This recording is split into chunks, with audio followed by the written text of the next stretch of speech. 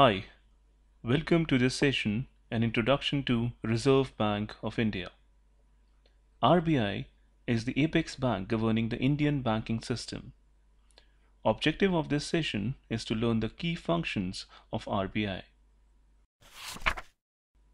Looking on to its structure, RBI consists of Central Board of Directors, which are 20 in number. One governor, he is appointed by the Government of India for a term of 5 years. He can be reappointed for another term. There are 4 deputy governors and 15 other directors which are dominated by central government for a term of 5 years.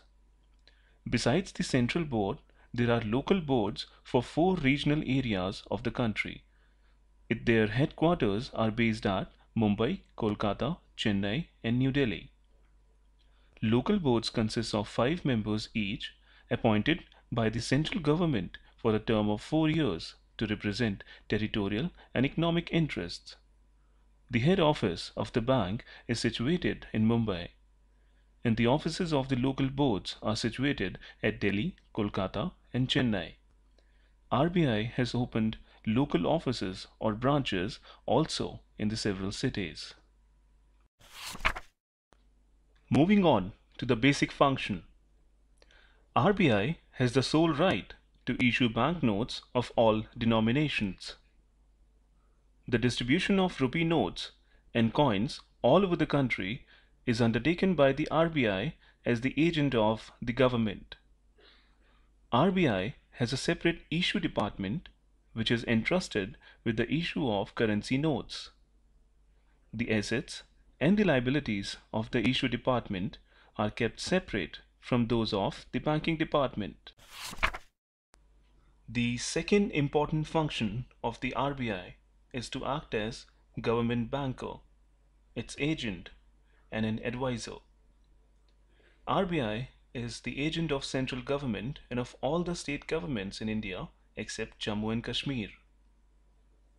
RBI has the obligation to transact government business, that is, to keep the cash balances or its deposits free of interest, to receive and to make payments on behalf of the government, and also to carry out their exchange, remittance, and other banking operations. RBI helps the government, both the union and the states, to float new loans and to manage public debt. It acts as an advisor to the government on all monetary and banking matters. RBI also acts as controller of credit. It holds the cash reserves of all the scheduled banks. It controls the credit operations. It controls the banking system through licensing, inspection, and calling of information. It also acts as the lender of the last resort. The Reserve Bank of India has the responsibility to maintain the official rate of exchange. After India became a member of IMF in 1946, RBI has the responsibility of maintaining fixed exchange rates with all other member countries. Besides maintaining the rate of exchange of rupee, Reserve Bank has to act as the custodian of India's reserve of international currencies. Now, let's discuss some key terms related to RBI functioning. Policy rate. It is the short-term interest rate that the central bank manipulates through open market operations. Some recent figures are also mentioned for your reference. Reserve ratio. It is the RBI regulation that sets the minimum fraction of customer deposits and notes that each associate bank must hold as its reserves. Recent figures of CRR and SLR are also mentioned for your reference. Exchange rates.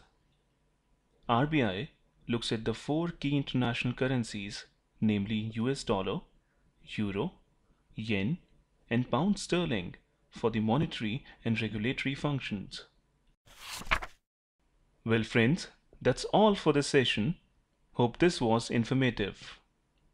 To connect for more, visit the Facebook page facebook.com/GDPIExpert. Happy learning!